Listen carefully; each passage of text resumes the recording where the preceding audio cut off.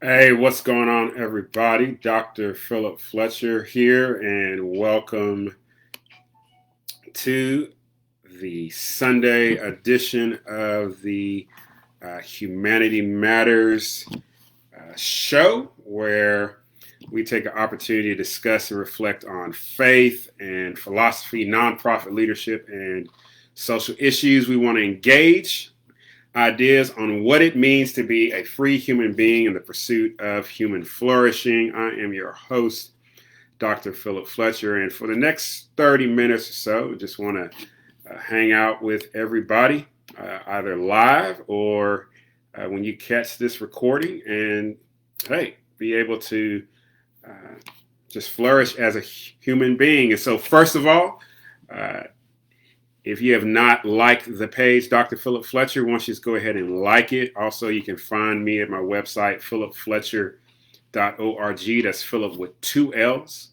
All right. Also, you can find me on YouTube. Just put in the search bar Humanity Matters. Like my other organizations, the main one, City of Hope Outreach, here on Facebook, Hope Village, and also Replicate, three initiatives that we've got going on here in the state of Arkansas to ultimately promote human flourishing for the glory of God through nonprofits, through housing, through community development, and the starting of nonprofits. So go in and like those things. If you got a question or a comment, hey, put it in the section and I'll get to answer that question either now or later on. So first of all, I want to say happy birthday to my mama, Georgette Fletcher, who lives in Louisville, Kentucky. Love you much, mama. I hope that your day has been amazing as God has blessed you with another year of life. I just want to say thank you very much for all that you have done in my life and who you have been in my life as my mother. And just want to send out much love to you and blessings. All right. So happy birthday, mama. Hey, go on my personal page and give a like or a shout out to my mama to share some love on this great day of hers. Awesome woman.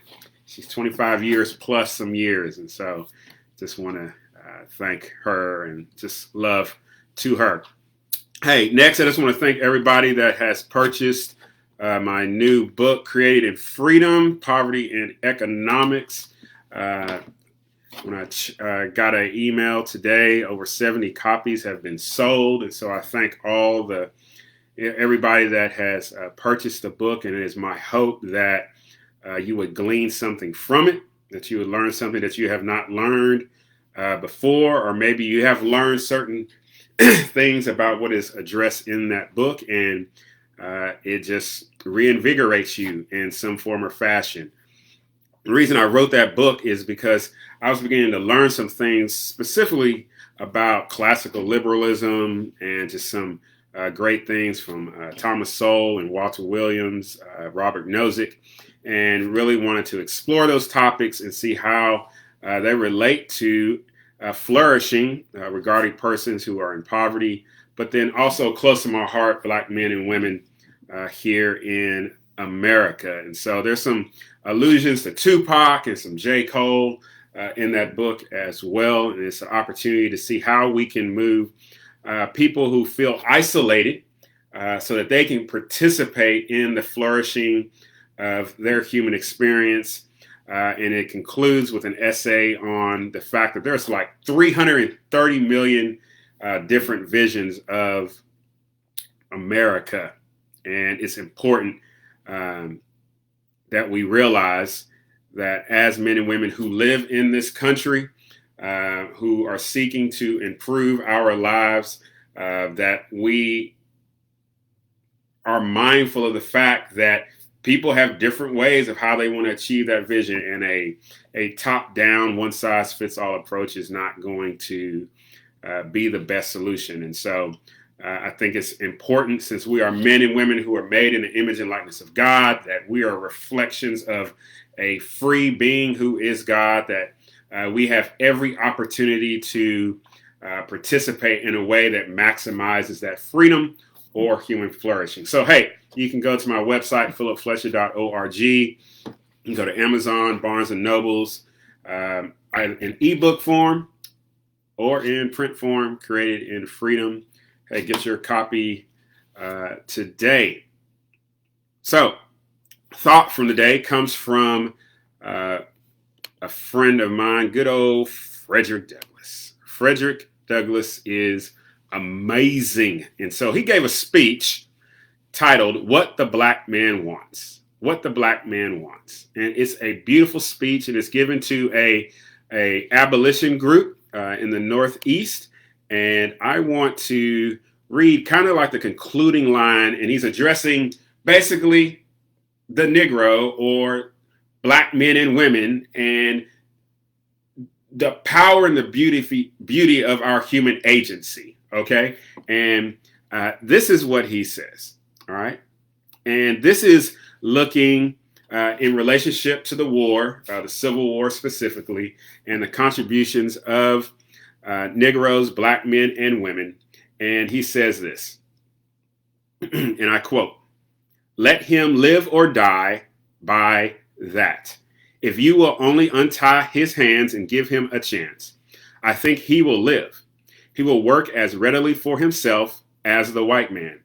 A great many delusions have been swept away by this war. One was that the Negro would not work. He has proved his ability to work. Another was that the Negro would not fight, that he possessed only the most sheepish attributes of humanity, was a perfect lamb or an Uncle Tom, disposed to take off his coat whenever required, fold his hands, and be whipped by anybody who wanted to whip him. But the war has proved that there is a great deal of human nature in the Negro, and that he will fight, as Mr. Quincy, our president, said in earlier days than these." Wow, that's a powerful testament that Mr. Douglass is recognizing about the agency of Negro men and women. That was a term that was used at that time. It said in the terms of working and fighting. If you just untie their hands, they will work, they will fight.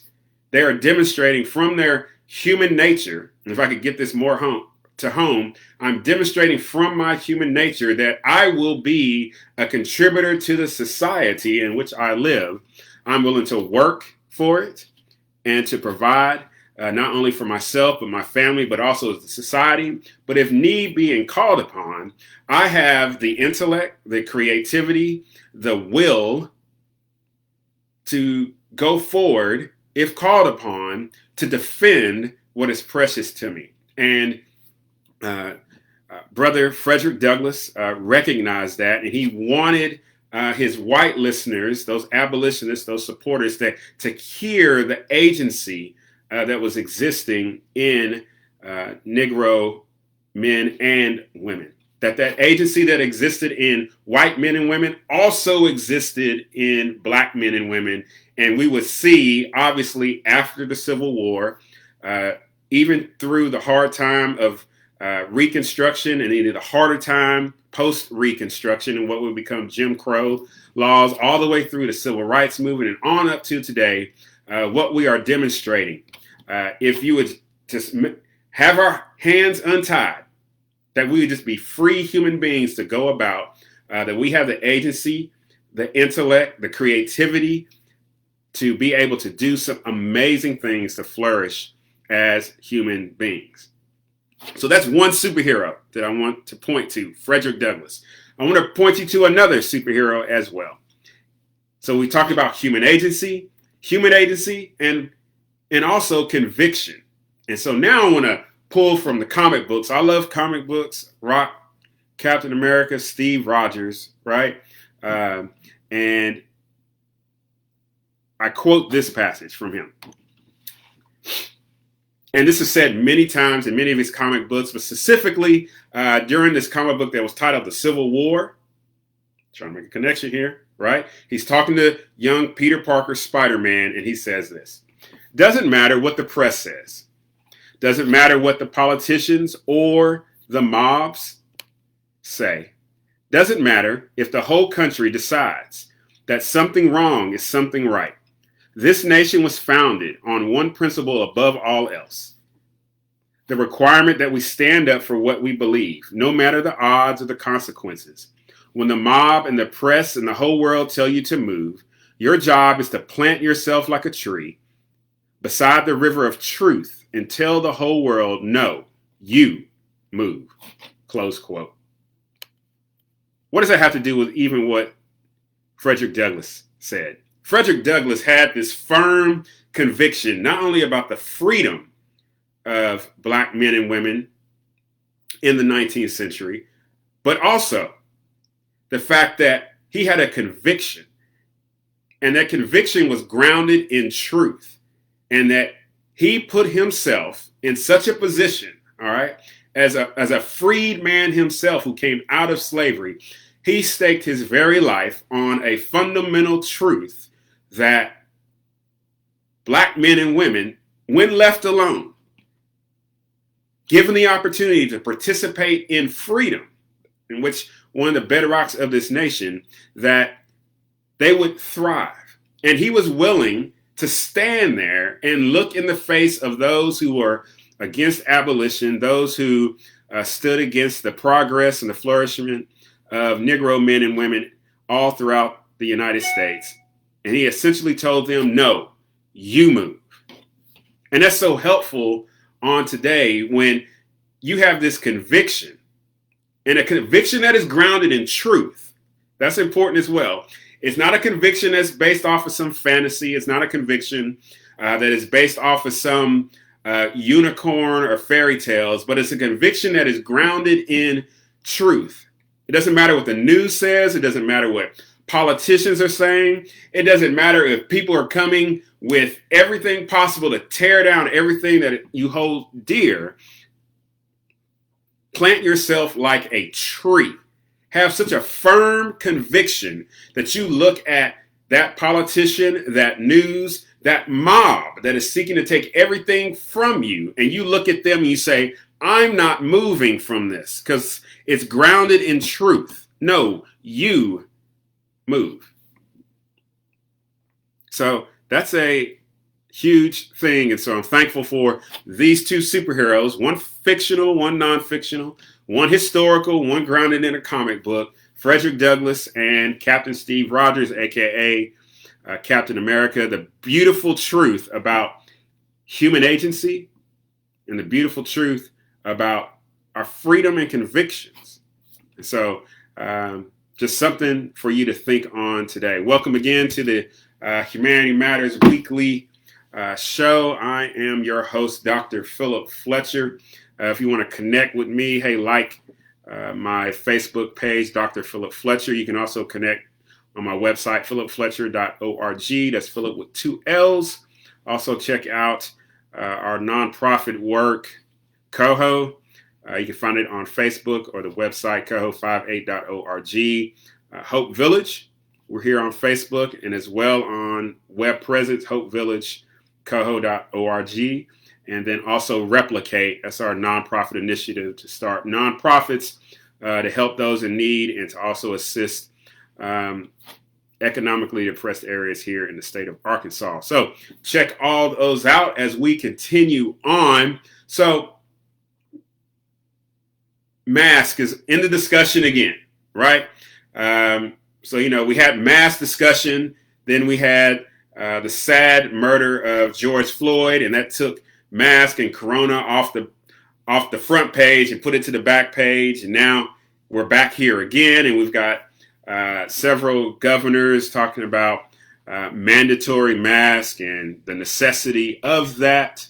And so what's the freedom as it relates to mask? Now, for all transparency, I am of the persuasion that each person has personal responsibility for themselves, and that they need to look at the information, look at their situation, their life, and what they're going through, and make that decision for themselves. And, that's a day-to-day thing. And for those who deem it necessary to wear a mask, either all the time or particular times, I'm rocking with you and supporting you with that. For others, they're like, I don't want to wear it. I'm rocking with you and supporting you because of that. So here in Arkansas, the governor has come up with this executive order where he's basically punted it back down to mayors, and it'll be interesting to see how our mayor deals with this here in Conway, Arkansas. And so, as you see different people's comments about wearing a mask, and you see different articles, Forbes.com has put out an article, and I believe New York Times put out an article as well. They seek to frame it as a moral issue, right? That those who wear masks are respectful of people. Those who wear masks are loving their neighbor. Those who wear masks are morally in the right, whereas those who do not wear masks are immoral because they're being selfish, or they are considering themselves and not anybody else. There was this same discussion, if you will, about open enclosure, right? Keep it closed was the moral position. Opening was the immoral position. Why? Because in keeping things closed, all right, it was the position that in keeping things closed, you were prioritizing life above economic situations, profits. Whereas those who would want to open, they were seen as the immoral because they were prioritizing profits, money over persons' lives. But in the middle is this gray area, right? That you have men and women who needed those jobs, okay? It's one thing, and I've been there, to be salary, and another thing to be hourly, all right? It's one thing to be able to have a job in which you're collecting a paycheck regardless, right? Or you can cash in PTO hours, vacation hours, sick hours, all right? Versus someone who needs that 20, 30 hours a week in one or two jobs in order to continue on, all right? And so it's not a black and white situation. And so we had the business open enclosure as a moral type situation, and now we've got this mask thing as a moral type situation, and we have to ask ourselves, okay, why are we being put in this situation? Why are we being put in this situation in which we are looking at our neighbors, all right, and because they are choosing one way or another to negotiate this situation in regards to the coronavirus, that we've made it a moral issue. And I've been really thinking about this, and I was reflecting on, for those of you that don't know, I do a lot of work with the homeless, okay? And for the last few years, different organizations have tried to open up homeless shelters in some form or fashion here in the city of Conway, right? And one of the things I always sought to do was to be careful not to place judgment on somebody because they were not supportive of the opening of a homeless shelter or the funding of a homeless shelter. All right. Because you can get into a situation where you look at somebody and you've laid out the argument, you've laid out the data, and they say, you know what, I'm just not comfortable with that homeless shelter being, in my neighborhood or downtown. Those are two big situations. All right. And so I could have taken the position, well, since you don't want to support the opening of a shelter or fund it some type of way, you know what? You don't like homeless people. You have no respect for them. You don't care if they live or die. All right. While I disagree with their objections to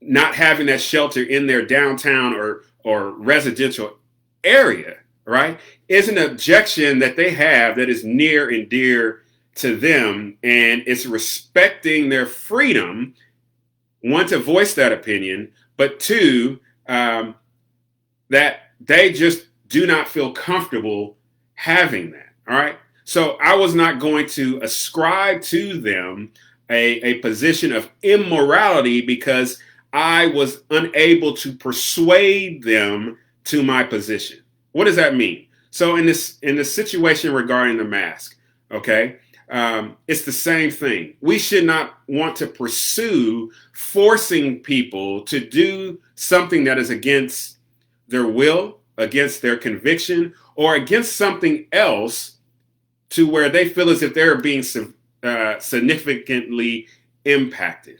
Okay, what we can do is persuade. What we can do is lay out accurate information, and I will be transparent and say that a lot of the information that has come out, whether it's been from Washington or the CDC, has either been contradictory or not complete.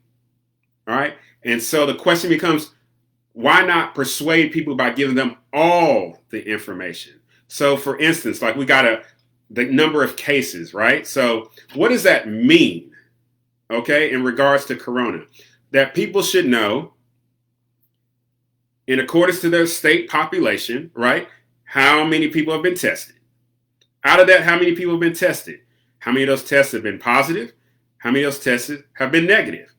Out of those tests that are positive, how many of those persons have recovered? And then how many persons have died? That is a complete contextual understanding of the situation. But what I notice, whether I ask Alexa for the news in the morning, or I hear it on the radio, or see something on the TV, all you hear is the number of cases. That's all you hear. Increased number of cases. But you don't hear the number of negative. You don't hear whether the death rate has gone up, it's gone down, it's flattened. All right. So it's important in this element to see how is it that we can persuade people. All right. And then see, again, people make up their mind. All right. And that's the thing about freedom, is everybody taking personal responsibility. All right. That human agency again, that Frederick Douglass was talking about, and that see men and women stand by those decisions. And then we get into the legal question, right? Can a mayor, a governor, a president force people to do things?